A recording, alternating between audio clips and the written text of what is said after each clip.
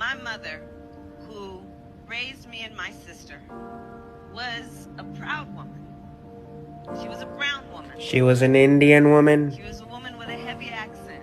That was Indian? She was a woman who many times people would overlook her or not take her seriously. Because she was Indian? Because of her accent. Because she was Indian? Why is she not saying she's Indian?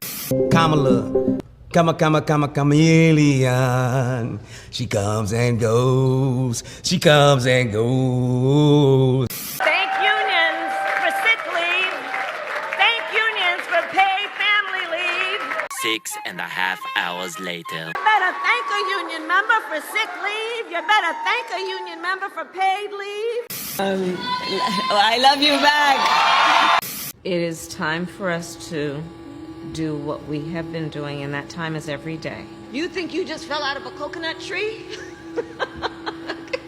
You exist in the context of all in which you live and what came before you. To see what can be, unburdened by what has been. What can be, unburdened by what has been. To see what can be, unburdened by what has been. Talking about the significance of the passage of time, right? The significance of the passage of time. So when you think about it, there is great significance to the passage of time. You talk about a threat to democracy. He got 14 million votes and they threw him out of office. And you know what? I'll give you a little secret. He hates her. He can't stand her. The next day. There he goes. And you know what? I'll give you a little secret. He hates her. Hello everyone, if you're a new viewer, welcome. If you're a returning viewer, welcome back. If this is your second, third, fourth time watching one of my videos and you are not yet subscribed, we already go together. Okay, make it official and hit that subscribe button. Today I want to talk about Kamala chameleon. She comes and goes. You know, funny story. So the other day, I was in the hospital and my mom was there with me and we were talking about the upcoming US election. And the nurse came into the room, and the nurse is a white woman. And when she came in, I guess when she was outside of the room, she heard what we were talking about. And so she comes into the room, and for whatever reason, this white nurse put on a black scent. And she's like, you know what? I really want Trump to win. You know why? I want to see a black woman beat Donald Trump. Yes, girl. I want to see a black woman in the office beat Donald Trump. First of all, the black set was so unnecessary. The way I speak in my videos is the way I speak in real life. I don't speak, in Ebonics. I don't speak with a over-exaggerated black scent. I speak like this all the time. My mother speaks the same way that I speak, so I was a little insulted that the nurse felt the need to try to pander to us with this over-the-top caricature black scent nonsense. So that was number one. But number two, me and my mom, we looked at each other and we're like, we don't want her to win. Sorry to break it to you, but we're not rooting for her. The nurse was shocked. She thought because we are two black women that we would support her. And I think that's what the Democrats are banking on. Black people supporting her just because she's black and not caring about her record as the district attorney of California or as a VP. And I think that is a huge miscalculation on their part because more and more I'm seeing black people on social media, especially black women, who are more comfortable vocalizing that they don't support Kamala Harris. What do you guys think about Kamala? It'll be cool. She's terrible. If she comes into office, it will be done. But I'm definitely voting for Trump. Who are you going to be supporting in 2024? Trump. People will say, well, I'm black, I'm a woman, so of course I'm voting for Harris. What do you say to that about that? She's not a black woman. She doesn't identify as a black woman until it's time to get our vote. Baby, I was already not voting for Kamala. When I tell you I will vote for the lizard outside my house before I vote for that lady. Coming up in here acting like y'all representing some social justice. Say that, when all along, all you're doing is trying to use black people to find a reason to make some money. Let me tell y'all something over there. We're done. You give us a fake, black, cackling hand of a candidate. With a vice president that's talking about he want to put tampons in the boys' bathroom. As many of you know, I am Canadian. I'm not an American, so I can't vote in the US election, but I've been interested in American politics ever since George Bush had that shoe thrown at him.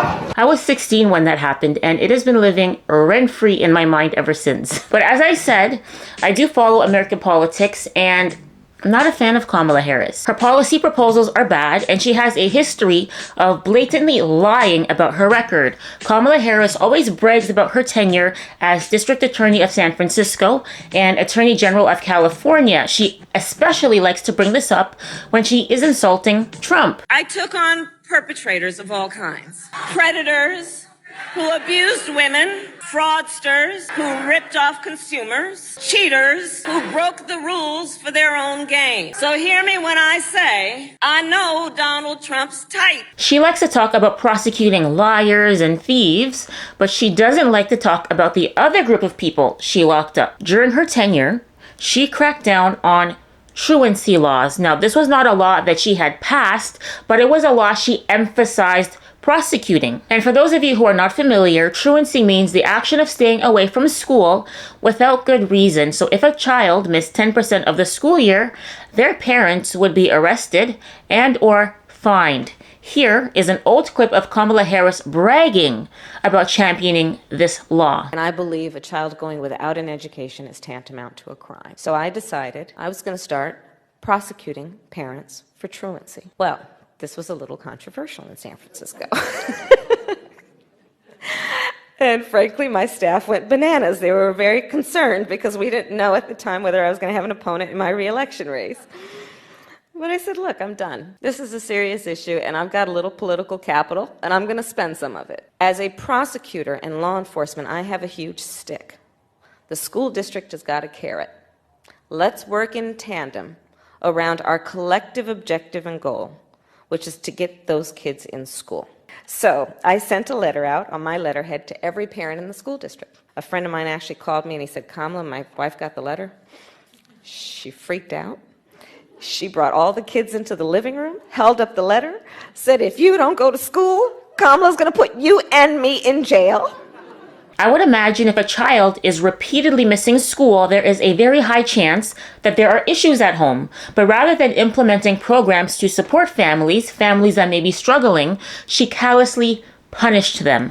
How does it benefit the child to arrest their parents because they're missing too many days of school? Wouldn't that further destabilize things for that child? Like, isn't that counterproductive? But Kamala Harris was proud of what she was doing. Back in 2009, Kamala Harris wrote an op-ed in the San Francisco Chronicle, and here is a direct quote from her op-ed. To date, I have prosecuted 20 parents of young children for truancy. The penalty for truancy charged as a misdemeanor is a fine of up to $2,500 or up to a year of jail. So she clearly admits to prosecuting parents for truancy back in 2009. And yes, there were parents who were not just fined, but also imprisoned. And she seemed to take joy in using her power to ruin people's lives. You know, the power I have as a prosecutor is that with a swipe of my pen, I can charge someone with a misdemeanor, the lowest level offense possible. And by virtue of that swipe of my pen, you will have to go to a courthouse and stand in line.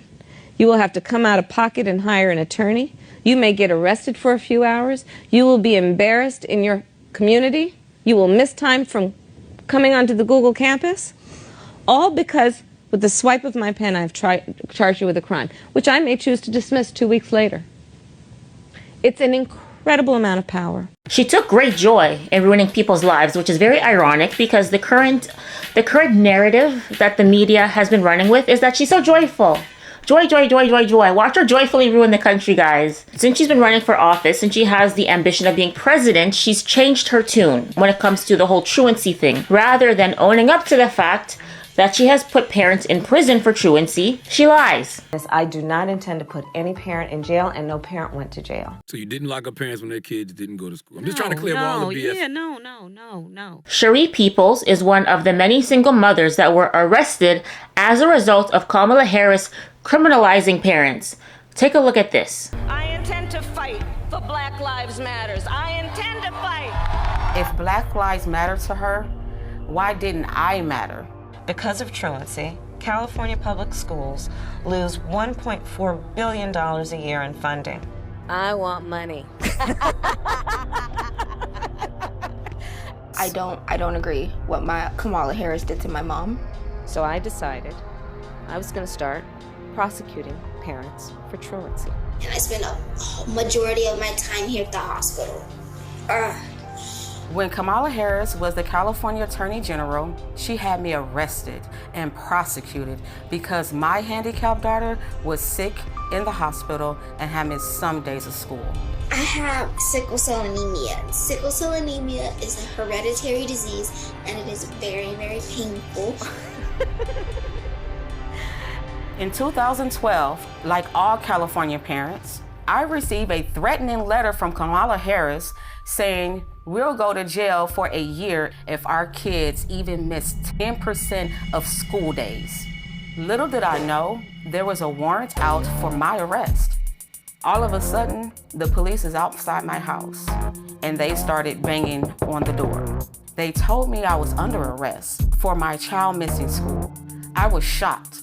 I said, "But my baby is sick. The school knows that." And they said, "Go talk to Kamala Harris. Place your hands behind your back." My mom did nothing wrong. We did everything we were supposed to. I was always bringing doctor's notes, always calling the school to let them know that I was in the hospital. But my hell was just beginning. They gave me 2 charges. I spent the next 2 years in court fighting these charges. Kamala assigned her nastiest prosecutors to my case. My homicide prosecutors, my gang prosecutors. And they went over there and I said, "When you go over there, look really mean." All the time I had to spend going to court, I was struggling to care for my Shayla. We are going to make sure that you face the full force and consequences of the law. I lost my job and couldn't pay rent, and we got evicted. I became homeless. We had to move into a motel. And I ended up being in the hospital a lot during her trial. And in that hospital stay was when I had my stroke. I had a stroke about 4 or 5 days ago, and right now I'm doing pretty good. My hand is doing okay, I guess. Let's be clear, my values have not changed. Look, I am not a political person, but I want people to know what Kamala Harris has did to me. If she do it to me, she will abuse anyone if you give her the power. Kamala Harris continues to lie and say that parents didn't go to jail for truancy while she was a district attorney, and the mainstream media also continues to lie for her. It's true. Kamala Harris never sent parents to jail for their kids' truancy. It's very frustrating to watch the mainstream media, which wants everyone to think is impartial, blatantly lie to protect Kamala Harris. Whenever I research anything to do with politics, I have to read multiple sources because I know just how much bias exists in the mainstream media. We all know how much bias exists in the mainstream media. And one platform that I highly suggest for those of you who like to follow the news is one that I personally use and is the sponsor of today's video, Ground News. Ground News is the world's first news comparison platform. They're an app and website that brings together related stories in one place to highlight important perspectives often overlooked by mainstream media. They also provide context on each source's political bias and ownership to help readers see how these factors influence the framing of a story, or whether it gets reported at all. Take, for example, this story I stumbled upon while using my Vantage account. Vice President Kamala Harris's campaign is altering news headlines in Google Ads to appear supportive of her presidential bid. There are 51 articles about this story. 68% of them are from right-leaning sources, 10% are from centrist sources, and 23% are from left-leaning sources. We can see this story is very clearly being underreported by the left-wing media, who in my opinion doesn't want to bring too much negative attention to Kamala Harris. Meanwhile, the right-wing media has been actively reporting it to bring attention to it. And the really cool thing about Ground News is that the way that it is laid out allows you to compare headlines from left-leaning sources and right-leaning sources, and you can kind of see the bias that they have. Take, for example, this headline from a left-leaning source. Why is the Harris campaign editing news articles to seem nicer to her? Compared to this headline from a right-leaning source. Kamala Harris's doctored headlines on Google present significant ethical concern, media analyst. The left-wing source is very careful not to use accusatory or salacious language. Meanwhile, the right-wing source called into question her ethics, as they should.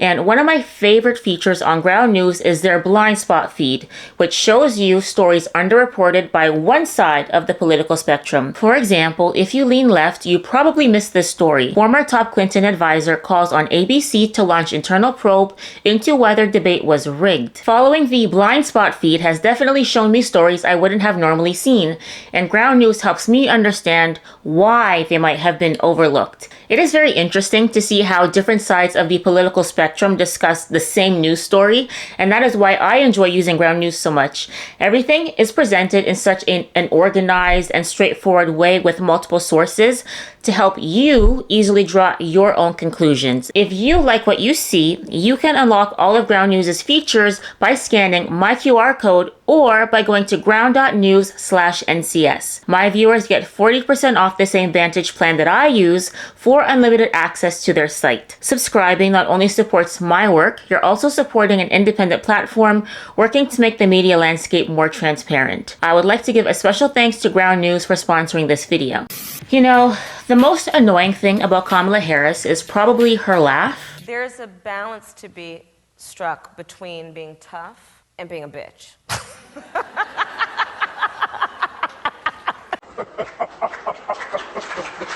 The second most annoying thing about Kamala Harris is her word salads. You know it's bad. You know it's bad when even Dr. Grande makes a video about you. The laughing and the word salads are tactics. These are tactics that she uses to avoid answering a question because either she doesn't know the answer, she doesn't have an answer, or she doesn't want to give an answer. I saw a clip of her on Stephen Colbert's show like a year ago, and he asked her, as vice president, what do you do? Okay, that was the question. A very easy question. And she rambled on. She rambled on for like a minute. And then Stephen Colbert asked her this follow-up question. That's an excellent answer.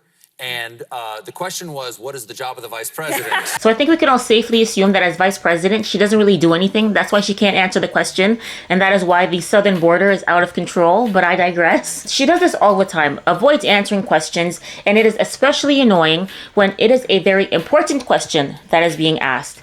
The question she's being asked most often as of late is, are the American people better off today than they were 3.5 years ago? And what does she plan to do about the economy and about inflation? These are the types of questions that people are asking her. And these are the types of answers she is giving. And making life more affordable for people. Yeah. What are one or two specific things you have in mind for that? Well, I'll start with this. I grew up a middle-class kid. My mother raised my sister and me. She worked very hard. She was able to finally save up enough money to buy our first house when I was a teenager.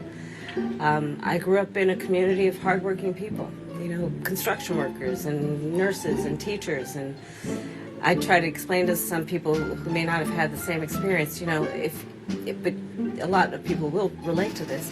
You know, I grew up in a neighborhood of folks who were very proud of their lawn. So she basically said, in West Philadelphia, born and raised. You would think because she actively avoids answering questions about her policy proposals that she doesn't have any. That's what you would assume, but she actually does. Like giving away $25,000 to first-time home buyers.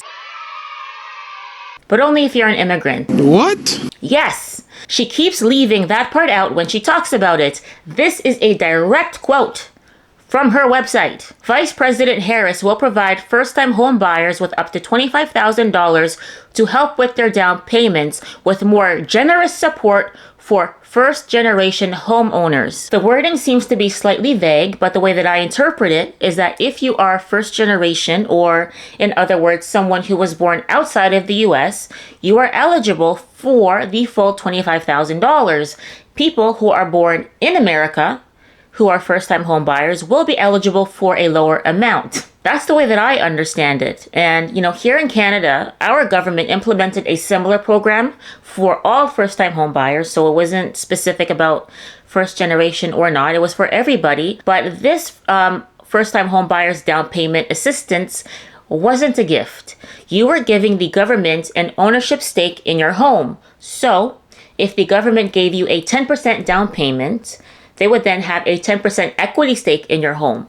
So that when you sell your house, many years later, you now have to pay the government 10% of the value of your home, of your sale, which means that you would likely be giving them a higher amount than they loaned you because it was not a fixed dollar amount, it was a percentage. Now, I'm not sure if that is what Kamala Harris's plan will end up being, but I wouldn't be surprised because they're going to have to recuperate the money somehow, and that is a very slick way to get your money back, plus interest. Another one of Kamala Harris's proposals to help fight back against the affordability crisis is price controls. She wants to cap prices on food and groceries.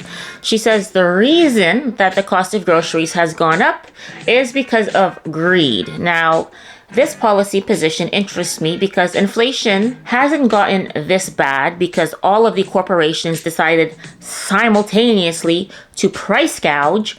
Something happened. A pandemic happened, and during the pandemic, the government closed down the economy, which slowed down the production and supply of goods. And the government also decided to make it rain. They gave money away as a part of COVID measures. All of that money that was infused into the economy made people want to spend more because they had more money to spend. But when people have more money to spend, it creates a higher demand for goods.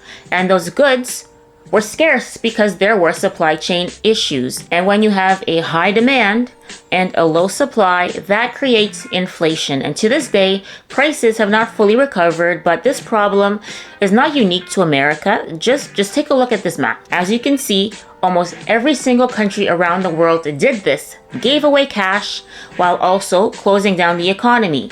This is why inflation is high globally. So I'm not entirely sure how price caps on food and groceries alone will fix the problem because everything is more expensive. Every fucking thing. Everything. Not just food, but also her plan, the price caps. This has been done before. I am today ordering a freeze on all prices and wages throughout the United States. In August of 1971, in an attempt to control inflation, President Richard Nixon simply declared that price increases were now illegal. Soon after Nixon's declaration, the situation in many markets started to look like this. The market equilibrium price was above the current price, but it was illegal to raise prices. Prices were hitting the ceiling, the maximum price allowed by law. With a price ceiling, buyers are unable to signal their increased demand by bidding prices up. And suppliers, in turn, have no incentive to increase the quantity supplied because they can't raise the price. The result is a shortage. The quantity demanded exceeds the quantity supplied. For example, in the 1970s, price ceilings on gasoline meant that it was common to have no gas at the gas station. However, the story doesn't end there. More people want to buy gasoline than there was gasoline available. So who gets the gasoline? Rather than compete for gasoline by bidding up the price, buyers now competed by waiting in longer and longer lines, in effect, bidding up their time. In the 70s, people would wait for hours at the gas station to fill up. So while the monetary price of gasoline doesn't rise, the price paid in people's time did increase. Price ceiling had been imposed on the price of chickens, but not on the price of feed. Farmers realized that at the controlled price, they would actually lose money if they fed their chicks to fatten them up and bring them to market. So the farmers drowned millions of baby chicks. Thanks, price controls. So in summary, price controls, they don't work. You guys look, don't elect that woman, okay? Don't do it. That's all I have for this video. If you liked it, please don't forget to hit the like button. If you are not yet subscribed, please don't forget to hit that subscribe button. And just remember that when you hit the like button, it helps other people find my videos in the algorithm. Also, I would like to give a special thanks to Ground News for sponsoring this video. If you are interested in subscribing to Ground News, that information will be in the description box down below as well. Thank you guys for watching. I will see you in the next one. Take care. Bye. Thank you. Please, thank you. Please. Please, thank you so very much. Thank you, everyone. Thank you about 50 times. Did you see the beginning?